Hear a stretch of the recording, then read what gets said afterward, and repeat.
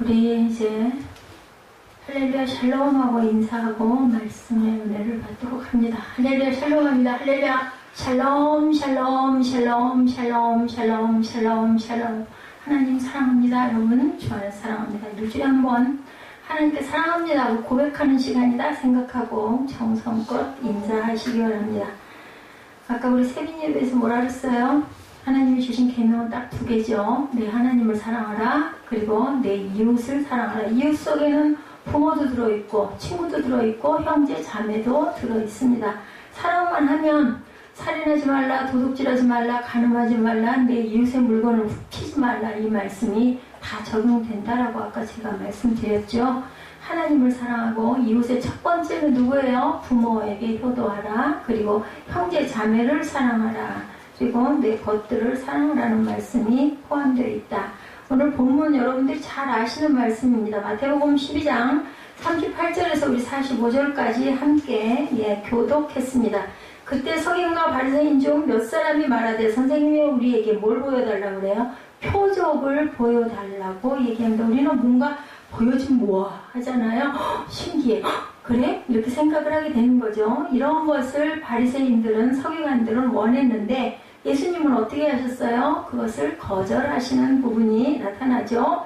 바리새인들이 예수님에게 기적고함을 들으시고 질책까지 하십니다. 그냥 거절이 아닙니다. 본문 38구절 봅니다. 자, 사무엘아 정신을 차리고 본문 보자 라고 얘기를 하면 얼른 같이 읽어. 그러면 졸렵지가 않아. 38절 9절 이 안에 자꾸 사탄이 온다 생각을 하고 내쫓는 작업이라고 생각을 하고 38절 39절 우리 함께 합독합니다. 그때 서기관과 바리새인 중에 몇 사람이 말하되 뭐라 그래요? 선생님이여 우리에게 표적 보여주시기를 원하나이다. 예수께서 대답하여 이르시되 악하고 음란한 세대가 표적을 구하나 선지자 요나의 표적밖에는 보일 표적이 없느니라. 이렇게 말씀합니다. 기적이 하나님의 주권에 속한 것이라는 얘기인 거예요. 보여달라고 얘기를 하는데 그걸 하실 수 있는 분은 누구세요? 하나님이시라는 거죠. 서기관들과 바리새인들은 기적을 통해서 예수님을 뭐 하려고 그래요? 지금 시험해 보려고. 할 수 있나 없나 보려고. 네가 할 수 있겠어? 네가 감히 그런 걸 어떻게 할 수 있겠어? 이런 의도가 포함되어 있어요. 그걸 정말 보고 싶어서라기보다는 네가 그런 능력이 있어 없어 이걸 보겠다라는 얘기죠. 몇 년 미국에서 있었던 어떤 교회와 목회자의 이야기입니다. 이 교회는 집회 때마다 뱀을 가지고 와서 만지는 음식을 했다고 합니다. 놀랍죠? 뱀은 사탄의 상징인데 얼마나 무서웠을까. 저 같으면 그 교회는 못 있을 것 같습니다. 믿음으로 뱀을 만지고 믿음으로 독사의 독에도 죽지 않으리라는 것을 선포한다고 그래요. 뱀을 만지면서. 그러다가 그 목사가 그만 뱀에 물려 죽었다는 기사가 실려버렸습니다. 아이코나 이거 무슨 망신입니까? 그죠?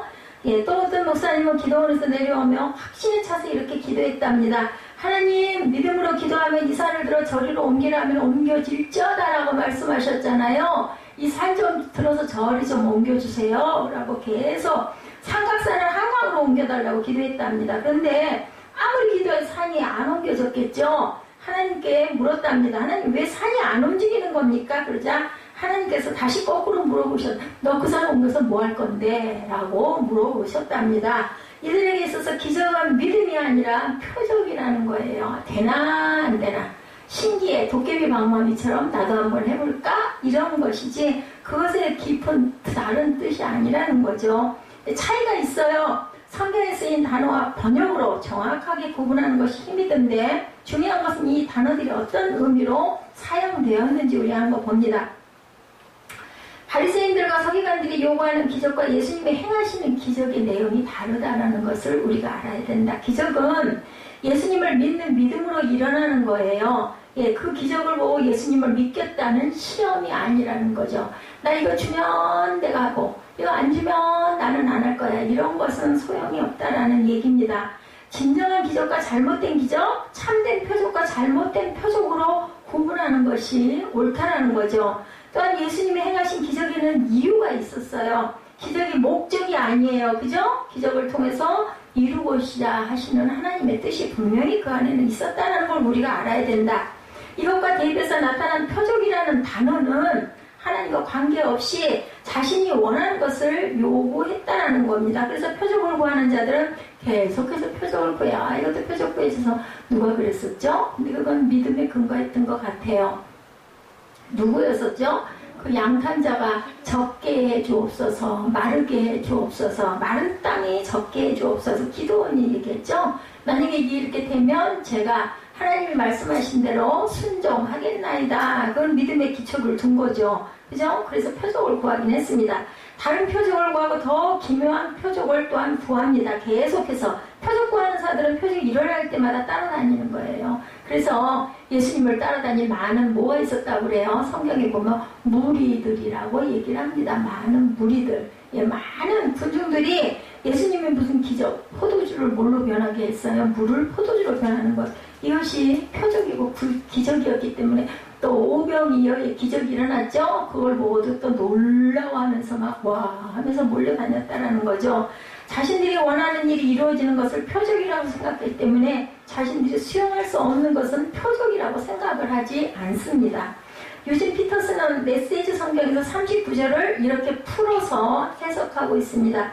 예수께서 말씀하셨다. 너희가 증거를 찾고 있으나 엉뚱한 증거를 찾고 있다. 너희는 너희의 호기심을 만족시켜주고 기적에 대한 너희의 욕망을 채워줄 무언가를 바라고 있다. 그러나 너희가 얻게 될 유일한 증거는 증거처럼 여겨지지 않는 요나의 증거일 뿐이다. 요나가 어떻게 됐어요? 물고기 속 뱃속에 들어갔다가 고래가 확 토하는 바람에 땅으로 툭 떨어지는 그런 사건이죠. 요나의 사건이. 그건 기적 같지가 않아요. 고래가 그냥 어떻게 하다가 사람이 삼켜졌는데 물가에 그 무트로 내려왔다가 그 바닷가에서 왁 하고 숨을 터오다 보니까 사람이 튀어나오는 사건. 그것밖에 없다라는 거죠. 여기서 우리가 조금 구분하고 넘어야 될 것은 기적과 표적은 차이가 있다는 걸 우리가 알아야 된다. 기적의 이야기는 이제 사복음서에 있죠. 마태, 마가, 누가, 그리고 요한복음에 똑같이 실린 것도 있고, 어떤 건 빠진 것도 있습니다. 그런데, 요한복음에 나와 있는 것은 기적이고, 마태, 마가, 누가에서는 표적이다라고 이야기를 합니다. 요한복음에는 단지 7개의 기적을 기록하고 있는데, 이것을 단순히 기적이라고 말하기보다는 표적이라고 얘기합니다. 기적이나 이적 혹은 하나님의 크신 일이라고 표현하는 다른 복음서와 달리 요한복음의 7개의 표적의 차이는 무엇일까 봅니다. 기적은 영어로 뭐라고 얘기해요? 사무엘아? 미라클 알죠? 예자? 알지? 그리고 또 뭐라 그래? 표적과 다른 이야기. 미라클 말고 표적은 뭐가 나타난다? 사인이 나타난다. 그래서 우리 어디 가면은 사인하세요 얘기하잖아. 그지? 이렇게 차이가 있어. 기적이 단순히 하나님의 권능으로 우리의 이성과 경험을 넘어서는 초월적인 일이라면 표적은 기적을 행하시는 것에 대한 의미를 더하고 있다. 그래서 요한복음에서는 예수님의 기적 이후에 아주 중요한 설교가 늘 덧붙여집니다. 그 기적을 통해서 예수님이 하시고자 하는 말씀을 뒷받침하고 있다는 것이 다르다는 거죠. 다시 말하면 예수님이 행하신 기적은 의미와 목적이 분명하다라는 것. 그럼 오늘 우리가 이런 질문으로 시작할 수 있을 겁니다. 우리는 왜 기적을 바라고 무슨 기적이 일어나기를 원하는가? 우리 기적 좋아하잖아요. 그죠? 기적 일어나는 거 싫어하는 사람은 없어요. 신기하기도 하고 신비하기도 하고 하나님이 확실하게 계시네. 이걸 알 수 있는 기준이 되기 때문이죠. 근데 오늘 본문에는 뭐라고 얘기해요? 그런 걸 바라는 사람들은 악한 자들이라고 분명히 말씀합니다. 오늘 38절에 유대인들이 구하는 것이 기적이 아니라 표적이라고 말씀하죠. 그때 서기관과 바리새인 중 몇 사람이 말하되 선생님이여 우리에게 표적 보여주시기를 원하나이다. 그런데 번역성의 문제가 조금은 있습니다. 서기관들과 바리새인들이 요구하는 표적이란 복음서에서 요한복음서에서 말하는 의미가 아니라 기적의 의미에 가깝다라는 거예요. NIV의 성경에 미라클로우스 사인이라고 얘기하고 있어요. 메시지 성경에서는 뭐라고 설명하고 있냐? 풀어서 설명하죠. God is in this. 하나님이 여기 계신데 How about the miracle? 무엇이냐는 이거죠. 놀라운 일을 행함으로 당신을 증명해 보라는 뜻을 갖고 있다는 거예요. 그런데 이들이 예수께 이런 표적을 구하는 것을 의도하고 있었다. 우리가 읽은 본문 말씀이 마태복음 12장의 말씀인데 예수께서 보여주실 수 있는 많은 기적을 이미 보여주셨어요. 그런데 이들이 요구하는 것은 하드 이반덴스입니다. 강한 것을 보여달라는 거예요. 더 자꾸 원하는 거 요구하는 거죠. 나를 만족할 때까지 해달라 그러면 뭐 하나의 뭘로? 도구로 전락시켜서 예수를 어떻게 보면 조금 비아냥거리면서 그죠? 가지고 놀고 싶어하는 거죠. 이런 의미에서 요한복음에서 말씀하시는 표적과는 차이가 있다. 예, 그래서 예수님께서는 꼭 그 의미를 설명하셨는데 기적을 통해 내가 누구인지를 설명하고 계시는 거였었어요. 우리가 살펴보게 될 요한복음 6장의 오병이어의 기적을 통해서 뭐를 말씀하세요? 생명의 떡을 말씀하시죠. 요한복음 11장의 나사로를 살리신 사건을 통해서 하나님께 영광을 돌리고 부활에 대한 말씀을 하고 계신다는 걸 우리가 압니다. 다른 복음서의 기적을 역시 요한복음처럼 그런 의미로 설명하지 않지만 그 기적 자체가 목적이 아니라 예수께서 기적을 행하시는 이유가 분명하게 드러나고 있는데 유대인들이 기적을 구하였을 때 예수님의 반응에 우리가 주목할 것 39절이죠. 악하고 음란한 세대가 뭐를 구한다고 그래요? 표적을 구하나 선지자 요나의 표적밖에는 보일 표적이 없느니라고 말씀합니다. 예수께서 만난 많은 군중을 불쌍히 여기셔서 기적을 베푸셨던 것과는 완전히 다른 모습이시죠. 어떻게 예수께서 이렇게 독설을 퍼부으셨을 수가 있었을까? 예, 의문스럽기도 합니다. 우리는 성경에서 오묘한 예수님의 모습이 많이 기억되는데 그렇지 않은 하나님을 모독하는 일에 대해서는 엄청나게 무섭게 질책하는 장면 여러분들 아시죠? 성경에서 장사하는 자들에게 뭐 하셨어요? 채찍을 휘두르시면서 그죠? 상을 얻는 그리고 또 뭐라고 말씀하세요? 바리새인들에게 회칠한 무덤 독사의 자식들아 라고 말씀하는 부분도 있죠. 그리고 악하고 음란한 세대가 표적을 구한다. 오늘도 이렇게 말씀하는 본문을 우리가 봅니다. 엄하게 아주 하나님을 시험하려고 하는 그런 부분에서는 엄한 질책을 하시죠. 이들이 구하는 것이 표적, 하나님이 행하시는 기적을 요구했지만 예수님은 그들을 악하다. 왜냐하면 의도가 악한 의도에서 나왔기 때문이에요. 기적에 대한 거절의 의미는 그러면 무엇일까? 하나님께서 우리 인생을 거절하셨다는 의미일까? 아니죠.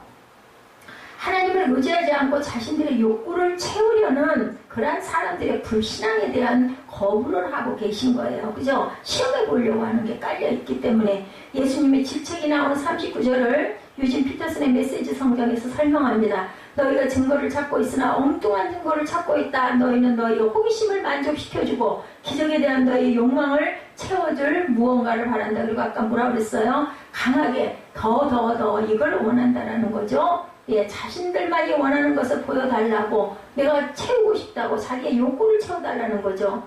오늘 우리가 기적에 대한 말씀을 시작하면서 가장 본질에서 보아야 할 문제는 우리가 원하는 것이 진정한 기적인지 아니면 우리의 욕심을 구하고 있는 것인지 굉장히 밀접한 말씀을 하고 계세요.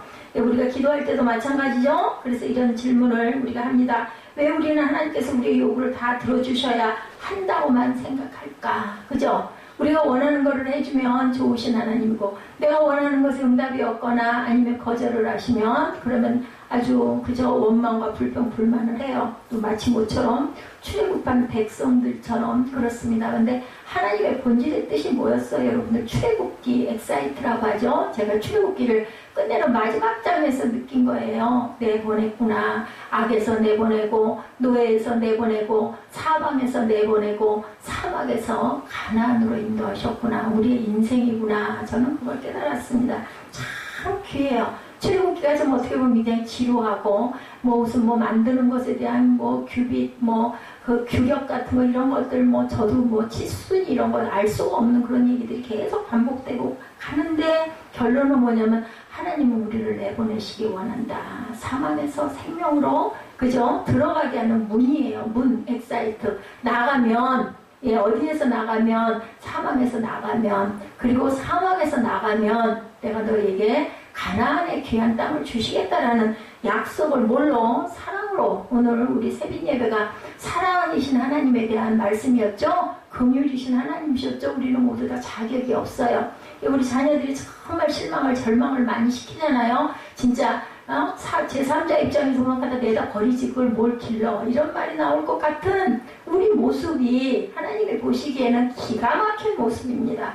그런데도 불구하고 하나님은 끝까지 포기하시지 않으니 저희도 똑같이 닮아야 되지 않겠느냐는 거죠. 우선 제 마음에 그런 울림이 오더라고요. 어쩌겠어요. 그죠? 하나님이 맡기셨는데 하나님께서 들어주시지 않는 것이 하나님의 뜻이라고 우리는 생각해 볼 때가 별로 없어요. 불만스럽죠. 불평하죠. 왜 우리를 애굽에서 잘 먹고 잘 살고 있는데 노예여도 좋사온데 배골치 않고 고기도 먹을 수 있었는데 사막 가운데를 끌어내가지고 우리를 광야에서 죽게 하느냐고 막 그저 아우성치죠. 아까도 십계명 얘기했던 것처럼 40일 동안이나 우리를 기다리게 해가지고 도대체 모세는 어디 가서 우리 이러다 굶어 죽는 거 아니야? 추워 죽는 거 아니야?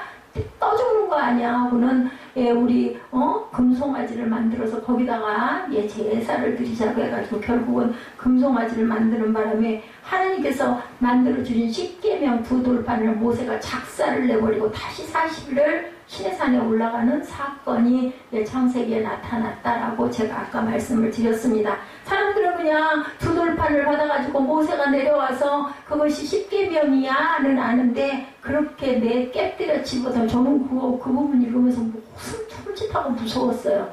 아무리 그렇기로 그거 하나님이 주신 두 돌판이 얼마나 소중한데 무겁긴 또 얼마나 무거웠을까요? 그 높은 데서 80 노인이 그거 내려오면서 얼마나 힘들었을까. 근데 다시 올라가잖아요. 그런 사건이 일어납니다. 표적만을 구하는 세대는 하나님의 뜻을 구하지 않는다라는 것을 우리가 깊이 생각해 봐야 된다. 그래서 패역하다라고 얘기를 합니다. 그죠? 욕심과 자아가 살아서 기도하면 기도를 하나님이 들어주시지 않는다라는 제가 아까 말씀드렸어요. 하나님의 나라가 임하고 영원하려면 우리가 훈련을 해야 되는데 예지야, 너는 하나님의 나라를 향해서 갈 거야? 아니면 귀찮고 피곤하고 그냥 죽겠고 싫으니까 그냥 안 하고 그냥 이렇게 살다가 그냥 갈 거야? 그랬더니 하나님의 나라를 가야죠. 알기는 다 알죠. 할래니 그저 귀찮고 힘들고 짜증나고 안 하고 싶고. 근데 고등학교 가는 것도 마찬가지 아닌가. 나 좀 이거 좀 제발 안 했으면 좋겠어. 해야 돼요. 향해야 돼요. 향해서 뭐 해야 돼요? 행하고 가야 돼요. 방향을 향하고 걸어가야 된다. 예배도 마찬가지예요. 자꾸 지루해 죽겠어 고개를 땅에다 쳐박으면 오는 거는 잠밖에 오는 게 없어요. 고개를 드시고 눈을 좀 맞추시고 그리고 말씀을 청종하시기 바랍니다. 제가 온전하게 얘기를 못한다 하더라도 성경 말씀은 그대로니까 그대로 잘 이해를 하시기 바랍니다. 우리 아들이 예배 시간만 되면 고개들 눈을 땅에다 쳐박고 눈을 계속 쬐 감고 그러고는 아예 딱 자려고 고개를 꺾어요. 아까 끝나고 그래서 물어봤더니 안 그러려고 그래도 자꾸만 앉기만 하면 그렇게 된다고. 그건 사탄이에요. 사탄이 예수께서 우리를 정결하게 씻어주셨어요. 그죠? 돼지떼들을 막 그냥 그 돼지 뱃속으로 12귀신을 집어넣어가지고 그렇게 했는데도 또다시 나중에 보니까 7귀신이 또 들어붙어갖고 들어가는 거예요. 우리가 깨끗이 비우고 은혜를 받아가지고 구원을 받아도 사단은 귀신은 틈을 타고 들어가고 그걸 또 뭘로 쫓아내요? 성령의 능력으로, 뭘로? 말씀으로, 그죠? 믿음으로 자꾸 끊임없이 쫓아내. 그 노력 안 하면 우리는 죽을 수밖에 없다. 제가 아까 예지한테 물어봤더니 얘기하더라고요. 너 70 넘어가면 네 생활을 삶을 잘 살 것 같냐? 아이고 어려울 것 같은데. 그래 그러면 10살, 15살 이후 60살까지 따져봐야 몇 년이니? 그 45년이라는 세월을 잘 살아내야 된다. 뭐를 이루면서? 천국을 이루면서 하나님의 형상대로 우리를 지어주셨으니까 그 형상대로의 하나님의 모습을 닮아가는 삶을 계속 끊임없이 훈련하면서 애쓰면서 열심히 가야 된다. 그거 없이 그냥 천국이 얻어지는 건 없어요. 여러분들 예배 나오는 거, 주일 지키는 거, 헌금하는 거, 찬양하는 거, 아이고 때로는 지루하죠. 아까 제가 모르는 찬양, 모르는 게 아니라 표시가 되어 있어서 틀어봤더니 전혀 그죠? 오래돼서 그랬는지 모르지만 안 되는 거 할 때 얼마나 지루하고 얼마나 힘들어요. 중간에서 끊기도 그렇고. 그래서 어쨌든 내용은 좋으니까 가사를 저는 음미하면서 그냥 넘어갔습니다. 노력해야 돼요. 애써야 돼요. 그죠? 그렇게 그냥 달콤하고 좋은 건 뭐예요? 사람 죽이는 거더라고요. 제가 보니까. 제가 요즘 좀 몸이 좀 성치 않잖아요. 딱 좋은 거 누워있을 때가 딱 좋은데 아프지도 않고. 근데 그런 느낌이 오더라고요. 이렇게 계속 누워있다 보면 결국은 어디로 가겠다? 천국이나 제대로 갈지 몰라. 그죠? 죽음으로 가는 길이에요. 밥 하나만 먹을래도 꺼내야 되고 챙겨야 되고 먹고 치워야 되고 또 이따 꺼야 되고 엄청 번거로워요. 근데 그거 하면서 사는 거예요. 살아야 되니까. 살리는 영은 끊임없이 훈련하고 노력해야 돼. 예배도 마찬가지예요. 노력하셔야 돼요. 훈련하셔야 돼요. 그거 게으르다고 다 구체적으로 다 빼다 보면 결국 남는 게 아무것도. 아니 인터넷으로 그냥 좀 듣지. 듣는 것도 앉아서 듣나요? 아 이왕이면 좀 누워서 듣지. 다 귀로 들리는데 그게 무슨 예배냐는 거죠. 참 문제는 거기에 있습니다. 하나님께서 우리의 요구를 들어주셔야 한다라고 생각하는 것, 표적만을 구하는 세대는 하나님의 뜻을 구하지 않는다. 패역한 세대라고 분명히 오늘 본문에 말씀하시죠. 예, 욕심과 자아가 살아서 기도하면 기도를 하나님께서는 안 들어주신다. 야고보서 4장 3절입니다. 구하여도 받지 못하면 뭐에게 쓰려고? 정욕으로 쓰려고 잘못 구하기 때문이다 라고 말씀합니다. 내가 왕 바리새인입니다 라는 책에 나오는 글입니다. 자아가 펄펄 살아서 기도하면 그 기도를 하나님이 듣지 않으십니다. 은혜의 시간에는 응석을 받아 주시지만 진리의 세계로 들어가면 절대로 들어주시고, 그래서 처음에 초신자들한테 뭐 하나님이 은혜를 쏟아 부어 주시거든요. 그래가지고 다 붙들렸어. 그래가지고 진리 속으로 들어가면 너무너무 힘들죠. 언젠가 에스더가 그 얘기한 것 같아. 내가 속았어. 그 얘기를 했던 기억이 납니다. 하나님께서는요, 다 시가 있고 다 때가 있어요. 저에게도 하나님 그러셨어요. 막 들어 부어주셨거든요. 펄펄 뛰었어요. 뭐 필요 없어요. 누가 뭐 무슨 뭘 풀어서 얘기를 안 해줘도 그냥 기도만 하면 막 들어 부어주시니까. 근데 하나님 길간이 어때요? 예, 시련과 고통과 고난이 끊임없이 옵니다. 그걸 물리치면서 가야 된다는 거죠. 근데요, 분명한 건 분열해가지고 좋을 일은 하나도 없어요. 하나됨을 하나님께서는 저희 교회 올 때도 주 안에서 하나되라고 말씀을 하셨거든요. 그래서 우리 여기 주보에다가 다 바꿔도 연합은 하나됨입니다. 이건 제가 그대로 거기를 계속 살려놓고 맨 끝단에 연합은 하나됨입니다. 묵상 그래도 항상 그것을 제가 그대로 올려놓고 있습니다. 부모와 자식도 마찬가지고, 그죠? 친지에도 마찬가지고, 교회 성도들도 마찬가지고, 아롱이나 다 있죠. 어떤 면이 좋고 어떤 면은 너무너무 부족하고 해도 하나님께서는 그 한 가지를 보고 쓰시기도 하기 때문에 우리가 다 나쁘다는 거 다 잘라버리다 보면 결국 남는 것은 그저 몸통만 남을 건데, 몸통 가지고 우리가 걸어다닐 수도 없고 밥을 먹을 수도 없죠. 소용이 없으니까. 그래서 다 있어야 된다는 거죠. 예, 은혜의 시간에는 이렇게 응석으로 받아주신다라는 거. 그랬다가 진리의 세계로 들어가면 점점 힘이 들어가지죠. 점점 강도가 심해집니다. 우리가 기도하는 대로 하나님께서 들어주신다면 우리가 얼마나 교만해질까, 저는 그걸 많이 느낍니다. 하나님께서 이 어려움을 통해서 그러면서 또 깨닫게 하시고, 제가 열심히 정보 비타민 여러분들하고 나누잖아요. 혼자는 또 잘 안 돼요. 그게 빈 시간에 얼마든지 들을 수도 있는데 함께 들으면 그걸 집중해서 딱 그 시간에 듣게 되더라고요. 그래서 제가 함께 듣습니다. 여러분에게도 과히 나쁘지 않을 것 같아서. 그러면서 나쁜 건 되도록이면 좀 멀리하고, 근데 정말 싫은 거는 참 어렵더라고요. 아까 그 생강도 얘기는 듣고 써서 어떻게 먹어 소리가 나오죠. 뭐 꿀을 타든지 아니면 말맞다는 생강차를 열심히 먹는 그런 방법도 있죠. 내게 좀 맞아야 돼요. 그걸 찾아야 되죠. 그런 부분들을 찾아서 그것을 자꾸 가까이 하시기 바랍니다. 나쁘다는 거 자꾸 고집부리고 가까이 하지 마세요. 아직은 젊어서 잘 모르지만 저처럼 나이가 들고 나면 어떻게 할 수가 없어요. 그러다 보니까 하나님이 재단을 통해서 건강검진, 전 처음이에요. 그런 검진 그렇게 받아본 게. 건강검진 하게 해주시고 나쁜 것들을 발견하게 해주시고, 이제 결론은 본인이 선택을 해야 되겠죠. 항상 우리가 해야 할 부분이 있어요. 선택, 거절. 이거는 우리가 해야 된다. 뭘로? 하나님의 지혜로 우리가 항상 온전하게 열심히 사시기 바랍니다. 주신 열매를 다 먹고 나면 은혜를 잊어버리고 하나님을 대적하는 경우가 너무 많다.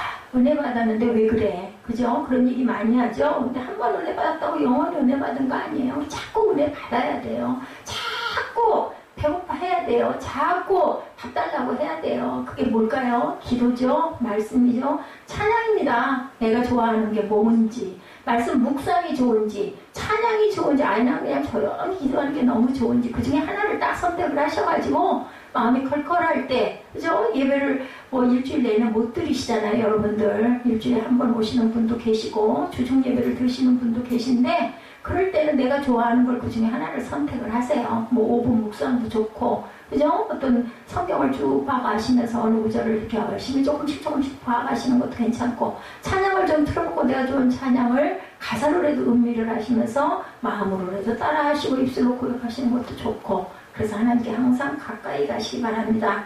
예, 우리가 기도하는 게 세상 것 달라고 요구하는 청구사가 아니라는 것을 분명히 아셔야 됩니다.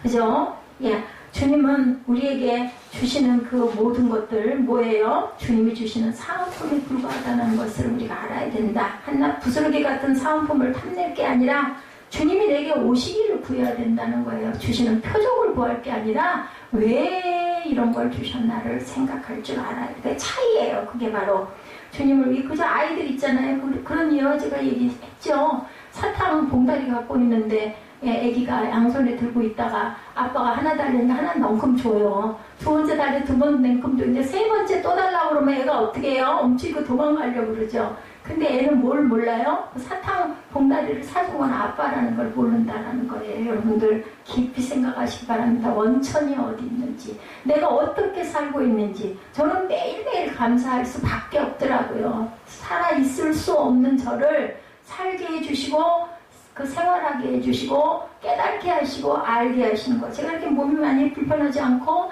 가진 게 이렇게 힘들지 않았다면 과연 하나님의 은혜를 이만큼이나 알 수 있었을까 그 생각을 합니다. 정말 아침에 눈뜸이 기적 같고 감사해요. 그야말로 미라클이라는 생각이 듭니다.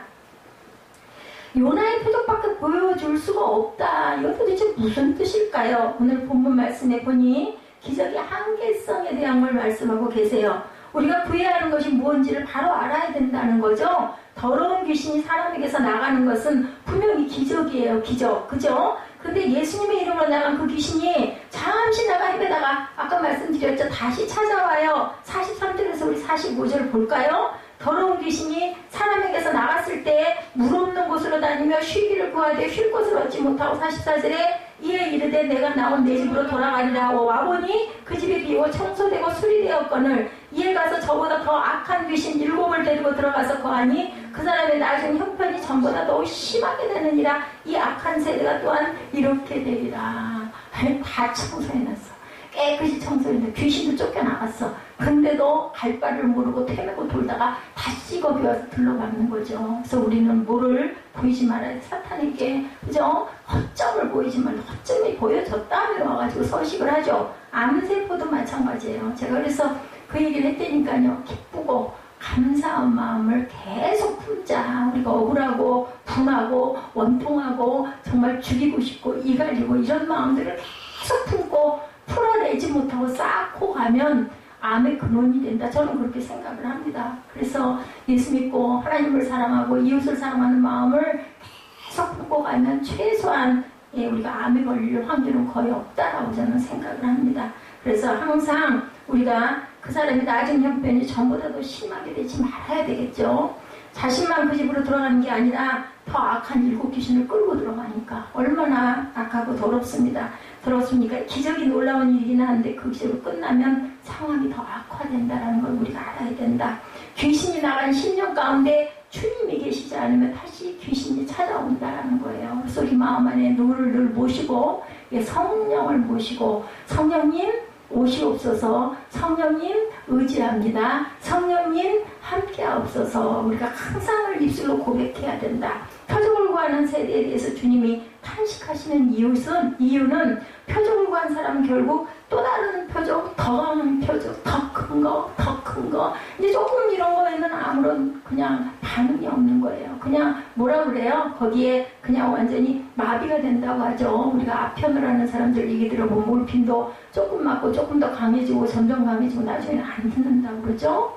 암 말기가 되면 그렇다고 합니다.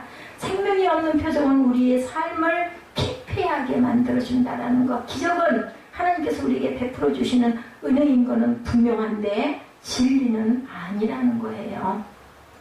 아까 뭐라 그랬어요? 하나의 보너스, 하나의 그냥 선물, 경품이라는 걸 알아야 된다. 그걸 주시는 분을 만나라는 거죠. 그래야 우리가 변화가 된다는 겁니다. 하나님께서 귀신 들린 자들의 정체를 드러내게 하시고 기도하며 믿음으로 귀신이 나가는 것을 목격하게 하셨는데 문제는 기도하고 나간 귀신이 다시 그 사람을 사로잡고 다시 들어온다는 거예요. 나갔던 대로 도로 들어와요. 근데 이제는 조그만 세력을 더 큰 세력을 끌고 들어오면 기가 막히죠. 산 넘어 뭐라 그래요? 산이라고 그러죠? 이게 계속 온다는 거죠. 진정으로 하나님의 자녀가 되고 새롭게 변화되는 역사가 일어나지 않으면 기적은 하나의 현상 현상에 불과하다. 그냥 표적 잠깐 보여준 거로. 그래서 우리가 그런 거를 경험하고 나서도 나중에는 도로 그냥 그보다 전보다 더 못되게 되고 완전히 그런 건 없어. 내가 착각했던 거야. 이렇게 변해든 그런 모습들이 바로 그런 모습이라는 거죠. 기도하며 나간 귀신이 다시 들어와 사람을 더 힘들게 하는 것을 보는 우리들. 그래서 깨닫게 된 것. 영성훈련은 귀신을 쫓아내는 게 아니라 하나님의 마음으로 사람을 바꾸는 것이라는 거예요. 그 훈련을 통해서 우리 마음같이 바뀌어야 돼요. 그래서 맨날 찬양할 때 새롭게 하소서 하고 우리 찬양하잖아요. 새롭게 전해야 됩니다. 듣기는 들었어. 그렇기는 해. 가끔 눈물도 나. 그죠? 은혜도 받은 거예요. 일단은. 근데도 변화되지 않고 바뀌지 않으면, 향하지 않으면, 걷지 않으면 안 된다라는 거죠. 결국은 나중에 더 큰 세력이 와서 달라붙으니까 무너질 수밖에 없고, 계속 우는 사자같이 무너뜨리려고 삼킬 자를 두루 찾는다고 성경에 말씀하시죠. 41절과 42절입니다. 심판대에 느느웨 사람들이 일어나 이 세대 사람을 정죄하리니 이는 그들이 요나의 전도를 듣고 회개하였으므니와 요나보다 더 큰 이가 여기 있다. 심판대에 남방여왕이 일어나 이 세대 사람을 정죄하리니 이는 그가 솔로몬의 지혜로운 말을 들으려고 땅끝에서 왔음이거니와 솔로몬보다 더 큰 이가 여기 있다. 그 남방여왕 누구예요? 시바 여왕이에요. 시바 여왕이 누구를? 솔로몬의 그 지혜를 진짠가 가짠가 알아보려고 와서 진짜 그분이 그렇게 지혜로운 분이고 사람들이 그렇게 솔로몬을 대단하게 여기고 존경하고 와봤더니 자기가 들은 것보다 더하다고 열왕기상에 보면 나타나 있습니다. 그렇게 말씀해요. 근데 그때 솔로몬보다 더 크다. 요나보다 더 큰 이가 여기 있다. 누구의? 예수 그리스도죠. 여기서 말씀하시는 부분은 그겁니다. 우리 주님은 요나보다 더 큰 이, 그리고 솔로몬보다 더 큰 이다. 당연하죠. 이 세대가 구해야 할 것은 표적이 아니라 표적을 행하시는 분을 보고 만날 줄 알고 들을 줄 알아야 된다. 들은 것은 행해야 된, 듣고 말면 아무 소용이 없다는 거죠.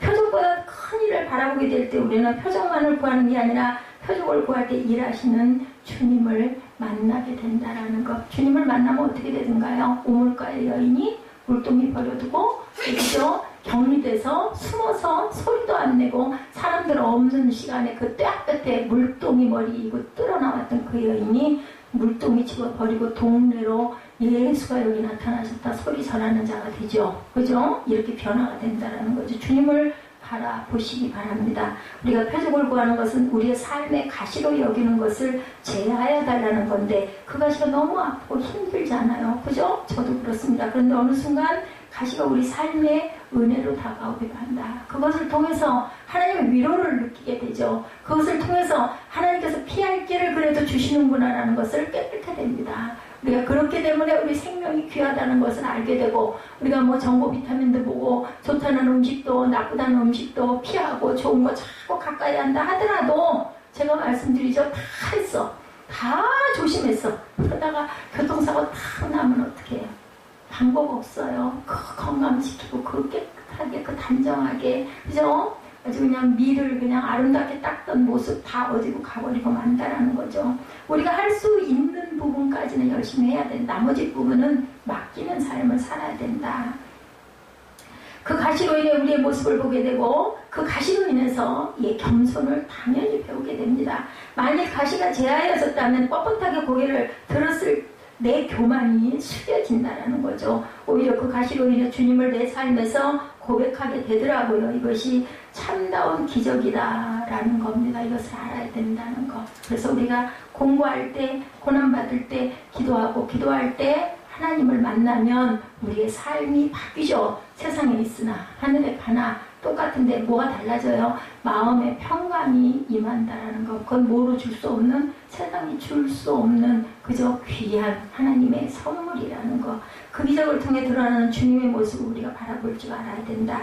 그 기적을 통해 우리 인생을 바꿔가기를 원하시는 하나님의 마음이 보여집니다. 이때 하나님의 은혜가 우리 삶에 뭘로? 진리로 다가오죠. 요한복음 1장 14절에 뭐라고 말씀하셨어요? 말씀이 육신이 되어 우리 가운데 거하시며 우리가 그의 영광을 보니 아버지의 독생자의 영광이요 은혜와 진리가 충만하더라. 주님의 속성은 은혜와 진리가 충만한 것이라고 여기서 말씀합니다. 우리 가운데 은혜만 있으면 결국 진리를 벗어나 잘못될 것인데 우리가 주님의 진리만을 구한다면 은혜를 입지 못한 구제불능한 인간이 될 수밖에 없는데, 하나님께서 우리에게 은혜를 주시는 이유는 진리로 이끌기 위함임을 늘 기억해야 되겠다.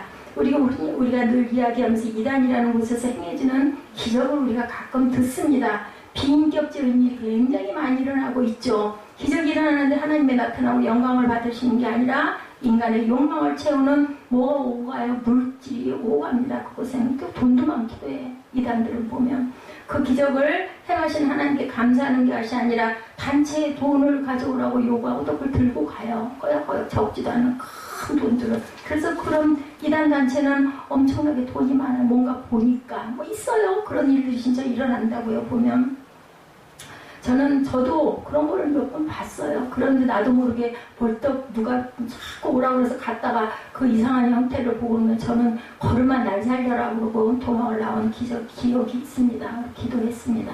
네, 그런 일들이 지금도 일어나고 있습니다. 내가 하나님이다. 내가 예수다. 이런 사람들이 지금 수십 명이 대한민국 땅에도 있어요. 근데 또 그걸 추종하는 사람들도 그만큼 있다는 게 또 기가 막힌 일이죠. 우리가 사도 바울의 고백, 고린도후서 12장 9절이죠. 나에게 이르시기를 내 은혜가 내게 족하도다. 내 능력이 약한 데서 온전하여 지니라 하신지라. 그러면 도리어 크게 기뻐함으로 나의 여러 약한 것들에 대하여 자랑하리니 이는 그리스도의 능력이 내게 머물게 하려 함이라. 약할 때 강함을 주시는 하나님이세요. 내가 잘났다고 껐덕거리고 어깨 꼿꼿이 세우고 막 이러고 다니면 어디 실컷 해봐라고 놔두셔라. 근데 정말 약해서 죽게 생겼을 때 주여 하고 부르면 주께서는 항상 대답하시고 함께 하시고 찾아오신다는 거 감사하죠.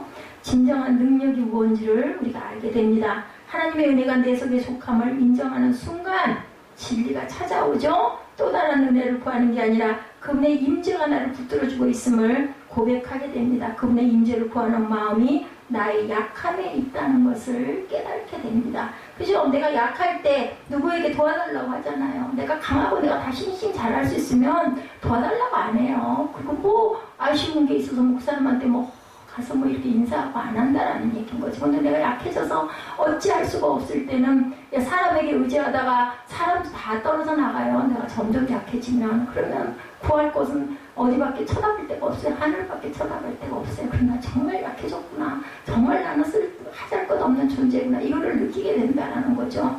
예, 그래서 하나님께서는 약할 때 강함 되신다라고 말씀을 합니다. 누가 플러스 되면 예수께서 플러스가 되면 우리에게 나와 나 플러스 하나님이 되면 뭐 어떻게 뭐 더 이상 바랄 게 없는 거죠. 고린도후서 12장 9절에 사도 바울의 고백은 인간의 본성을 깨닫게 된 신앙인의 고백인데 죄는 십자가의 보혈로 용서가 되죠. 근데 하나님을 대적하는 강팍한 인간의 본성은 날마다 살아납니다. 매일매일 십자가에 못 박아야 하는데 내 속에 연약함을 자랑하지 않으면 십자가를 생각할 수도 없어요. 내가 연약하지 않으면 누구에게 도움을 요청할 필요가 없기 때문에 십자가를 자랑할 마음이 생기지 않는다라는 거죠. 원리를 깨닫지 못하는 기적은 또 다른 기적을 아까 얘기한 것처럼 자꾸 서기관과 바리새인들처럼 더 뭐 좀 없어? 더 좀 강한 거 없어? 뭔가 좀 더 재밌는 일 없어? 이걸 찾는다는 겁니다. 하지만 그 기적으로 인간의 욕망은 절대로 충족될 수가 없다. 다른 기적에 자꾸 목말라진다. 우리 음료수 왜 마시면 자꾸 그 음료수 먹고 싶어지고 중독이 들게 되는 거랑 똑같다는 겁니다. 더 자극적인 기적만을 추구하게 되고 그래서 기적이 일어난 자리에 더 큰 문제가 계속 그 자리를 차지하게 되고 점점 커진다. 오늘 43절에서 45절에 보니 더러운 귀신이 사람에게 나갔을 때 물 없는 곳으로 다니며 쉬기를 구하되 쉴 것을 얻지 못하고 이에 이르되 내가 나온 내 집으로 돌아가리라 하고 와보니 아까도 우리 다시 한번 읽었지만 그 집이 비고 청소되고 수리되었거늘 이에 가서 저보다 더 악한 귀신 7을 데리고 들어가 거하니 그 사람의 나중 형편이 전보다 더욱 심하게 되느니라. 이 악한 세대가 또한 이렇게 되리라. 기적은 우리의 틀 속에서 나와 하나님의 틀 속에 들어가는 것이 아닐까. 내 틀 속에서 하나님의 틀 속으로. 2014년 7월 26일자 위클리 비즈라는 그런 신문의 기사가 이렇게 나와 있네요. 9개의 점을 연필을 떼지 않고 4개의 선을 그거 모두 연결하기 위해서 하나 이상의 선이 격자무늬 밖으로 나가야 한다. 파격이란 이렇듯 정해진 틀을 벗어나는 것이다. 이렇게 기사가 났어요.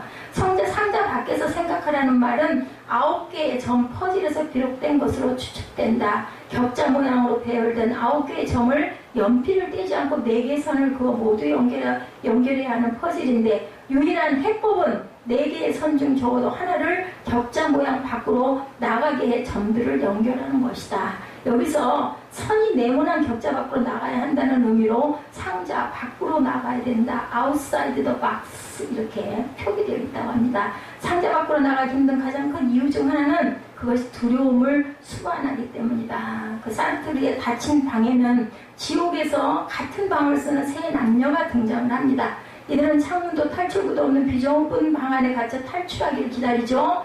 막상 영국이 끝날 무렵 세 사람은 탈출할 기회를 얻지만 그토록 벗어나기를 바랐던 방 안에 그대로 남기로 결정을 해요. 미지의 세계로 향하는 두려움 대신 고통스러운 익숙함을 그들은 택한 거죠. 상자 밖으로 나가는 첫 번째 단계는 따라서 자신이 상자에 갇혀있다는 것을 인정하는 일이라는 거죠. 자신이 어떤 형태로는 감옥에 갇혀있다고 느끼고 감옥의 구체적인 형태를 파악하는 일이고, 이를 위해서 사람들이 흔히 빠지기 쉬운 인지의 오류를 이해하는 것이 도움이 된다고 합니다. 사람들에게 거꾸로 찍힌 남자의 사진을 보여주며 이 사람 누굴까 질문하는 경우 많은 이가 조지 워싱턴 부시 전 대통령이다 이렇게 대답을 한다고 하죠. 사진을 뒤집어 봐야 비로소 부시가 아니라는 걸 알 수가 있다라고 합니다. 그럼에도 사람들은 여전히 이 사진에 대한 첫인상을 완전히 지우지를 못한다. 아까 제가 세린 예배 A와 B 사람에 대해서 잠깐 예화 잠깐 말씀드렸죠. A라는 사람이 물에 빠졌는데 건져줄 사람은 B밖에 없는데 그 B는 나한테 아주 원수, 우리가 쉽게 해서 왼수예요. 왼수. 근데 그 왼수가 구명대를 던져줬어. 여러분 같으면 그거를 붙잡으시겠습니까? 안 붙잡으시겠습니까? 그 얘기했습니다. 그거 안 붙잡으면 결국은 죽는 거예요. 중요한 것, 여러분들 물에 빠진 게 중요한 게 아니라 구명대를 잡지 않은 게 중요한 키포인트라는 걸 알아야 된다. 예수를 믿으라고 입으로 시인하라고 예수 믿고 구원받으라고 그 길은 예수밖에 없다고 아무리 얘기를 해도 그걸 받아들이지 않으면 결국은 멸망당할 수밖에 없다라는 똑같은 얘기를 여기서도 하고 있죠. 우리 인지에 박힌 것들을 벗어버리지를 못하면 우리는 새로운 모습이 될 수 없다는 거예요. 14세기 영국 논리학자 오컴의 이름을 딴 오컴의 면도날 법칙과 일맥상통하는데, 이 원칙에 따르면 가장 간단한 해결책이 보통 가장 타당한 해결책으로 간주되는 경향이 있었다고 합니다. 1950년대 세계 최초로 여러분들 일회용 볼펜을 개발한 비계 경영진은 1970년대 초까지 저가의 일회용 플라스틱 필기 도구라는 틀 속에 혁신적인 제품을 개발하는데 대부분의 시간을 보냈다고 그래요. 볼펜별로 색깔을 다양하게 하고 볼펜에 금속 장식을 넣는가 하면 갖가지 로고를 붙이기도 했다고 합니다. 근데 어느 순간 성장의 한계에 부딪힙니다. 회사에선 브레인스토밍이 벌어졌대요. 그때 밖에 한 임원이 만약 우리가 일회용 볼펜 대신 일회용 라이터를 만들어 본다면 이라는 가능성을 제시했다고 합니다. 그 결과 빅은 1973년 세계 최초의 일회용 라이터를 선보였고 1975년엔 일회용 면도기를 출시해서 일회용 면도기 시장에서 세계 2위로 업체가 도약을 한다고 합니다. 이 회사는 2008년에 저렴한 선 충전 휴대전화를 내놓는 등 실험을 계속하고 있다고 그래요. 회사의 핵심어를 필기에서 일회용으로 바꾸는 관점의 전환이 변화를 가져왔다는 거. 그래서 우리가 고정관념을 비워야 되고, 나이가 많아가는 층일수록 그 고정관념에서 벗어나지를 못한다고 하죠. 젊은 분들이라도 고정관념의 틀 속에 잡혀있다면 절대로 발전해 나갈 수가 없다. 내 틀을 깰 줄 알아야 된다는 겁니다. 우리의 틀을 깨지 못하면 문제 해결이 없다. 오늘 본문의 제목이 기적의 시작, 틀을 깨라예요. 틀. 여러분들의 틀은 뭔가 깊이 묵상하시기 바랍니다. 우리의 틀을 깨지 못하면 문제가 해결되지 않는다. 우리의 부족한 가운데 늘 기적을 구하면 결국은 구하다 탈진할 수밖에 없다는 것을 생각해야 된다. 그냥 주시옵소서 하고 기도만 하고 있어서 아무런 소용이 없다는 것을 몰라요. 그런 게 어디 기복신앙인들일수록 심합니다. 기도만 하면 주실 것 같아. 아니에요. 그 방향을 향하고 내가 걸어가야 됩니다. 글로. 그리고 내 목적과 내가 원하는 걸 내가 바라고 있는가, 하나님의 영광을 위해서 내가 그걸 구하고 있는가를 꼭 생각해야 된다. 그래서 나의 고정관념의 틀을 깨시고 하나님이 원하시는 뜻대로 우리가 행할 때 하나님께서 우리를 새롭게 해주시고 새 생명도 주시고 기쁨도 주시고 감동도 주신다는 거 절대 잊지 마시고, 아무리 말씀을 드려도 그렇게 행해 나가지 않으면 행함이 없는 믿음은 죽은 믿음이 될 수밖에 없다. 그죠? 기억하시기 바랍니다. 자, 기적을 행하면 상황이 더 나빠진다는 의미가 아니고, 믿음과 진실한 고백, 하나님을 향한 마음이 없는 기적은 한 번의 사건으로 그냥 끝나버린다는 것을 기억하라는 겁니다. 기적으로 귀신을 쫓아내도 귀신은 언제든지 다시 들어오는데 하나가 아니라 7이 들어온다는 거, 더 크게 들어온다는 거, 또 더 크게 들어오고, 유혹은 자꾸 더 크게 온다는 거. 누굴 만나라고요? 그 안에 계시는 하나님, 생명을 붙들으시라는 거예요. 이게 내게 기적이 왔어. 그러면 그걸로 그냥 나 됐네 이러지 말라는 거죠. 하나님의 말씀 속으로 우리가 들어가고 하나님이 기뻐하시는 것을 우리가 자꾸 하나님께 가까이 가려고 노력하고 하나님께 헌신할 수 있는 삶을 살아갈 때 하나님께서 우리를 보호하시고 인도하시고 악에서 끊어주시고, 그죠? 오늘 본문에 나온 것처럼 그 악하고 더러운 세대가 되지 않도록 변화시켜 주신다. 중요한 건 기적을 통해 존재가 바뀌지 않고 삶의 중심이 하나님으로 채워지지 않으면 또 다른 유혹과 상황이 우리를 계속해서 덮쳐간다는 걸 기억해라. 또 다른 자기 만족과 이기적인 표적을 위해서 기적을 요구하는 세대들에게 그 어떤 기적도 소망이 절대로 될 수가 없다. 더더더가 된다는 거죠. 단지 또 하나의 기적을 갈구하는 욕으로 이어질 수밖에 없다. 우리가 그래서 중독성이 아주 굉장히 아주 무섭다고 그러죠. 우리가 음식도 그런 것 같아요. 자꾸 저는 그게 있어요. 뭔가 허전하고 뭔가 좀 쉬고 싶고 너무 피곤하고 그러면은 그 좋은 차들 다 놔두고 구해서 먹을 수 있잖아요. 아무리 어떻다 한데 그거 못 먹겠어요. 근데 자꾸 생각나는 거 커피가 생각나요. 몸에 안 좋은데도 불구하고, 그죠? 이런 것처럼 우리는 틀을 깰 줄 알아야 되겠다. 커피 대신 뭐 먹으면 될까요? 생강차를 먹으면 되겠죠. 틀을 깨시기 바랍니다. 또 다른 자기 만족과 이기적인 표적을 위해서 기적을 요구하는 세대들에게 어떠한 기적도 소망이 되지 못한다는, 흔히 말하는 은혜 중독이라는 말이 있어요. 여러분들, 하나님의 은혜를 받는 것, 체험하는 것 참 좋은 일이긴 한데 은혜만을 구하며 살고 있다면 뭔가 잘못된 거. 그래서 은혜 중독이 되면 어떻게 해요? 집회라는 집회는 다 쫓아가죠. 어디서 누가 왔다더라, 신유의 역사가 있다더라, 와 거기 기적이 일어나는데 무슨 표적이 있대 그러면 막 쫓아다녀요. 한 번만 가는 게 아니라 가다 보면서 또 얘기하거든요. 언제 어디서 또 한다, 또 거기 쫓아가고 계속 그렇게 보따리 싸갖고 쫓아가는 그런 은혜 중독자들도 있다. 그 나쁜 건 아닌 것 같은데 그거는 온전한 뿌리가 있는 신앙이 아니라는 거죠. 기적을 표적으로 행하는 세대들에게는 기적이 소망이 되지 못한다라는 것. 우리 찬양 여러분들 잘 아시죠? 나 무엇 가도 주님을 바꾸지 않으니, 이거 몇 장인지 좀 봐놓으세요. 다른 어떤 은혜 구하지 않은 우리가 늘 하던 찬양인데, 오직 주님만이 내 삶의 도움이시니 주의 얼굴 보기 원한다. 하나님이 얼굴이 있으세요? 형상 있으세요? 그게 아니죠. 주님의 마음을 내가 담기를 원합니다입니다. 주님 사랑해요. 온 마음과 정성 다해 하나님의 신실한 친구 되기 원합니다.